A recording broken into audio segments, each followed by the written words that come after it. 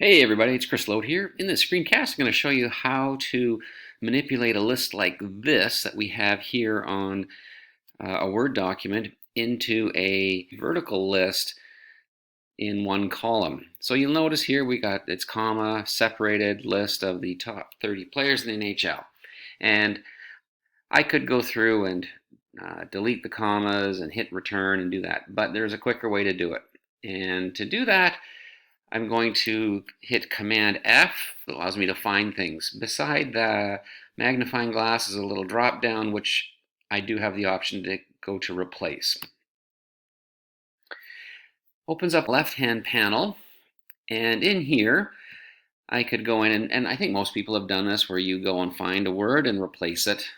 However, there's a drop-down menu here, and I can go in here and I can look for any kind of characters here, and it's the same for this drop down menu as well.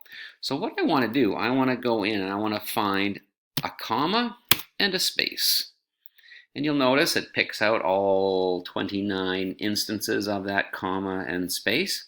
And what I want to do, I want to replace it with a paragraph mark or a carriage return. And when I hit replace all, there we go. I get my vertical list of that.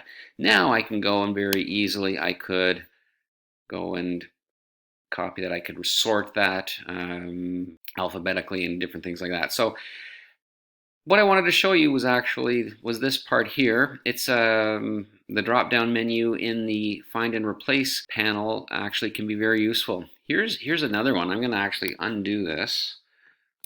I'm going to hit undo.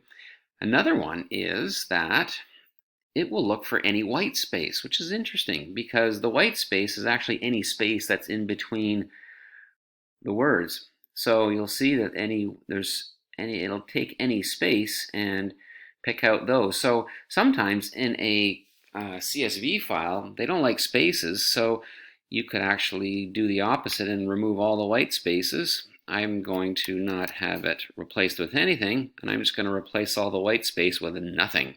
So basically it's a matter of removing the white spaces, and there we go.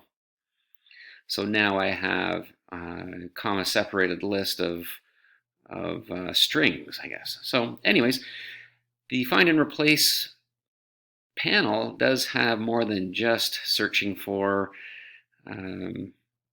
specific words. I'm gonna hit undo. Let me see if I can undo this. There we go. I'm gonna hit undo. Here's one more.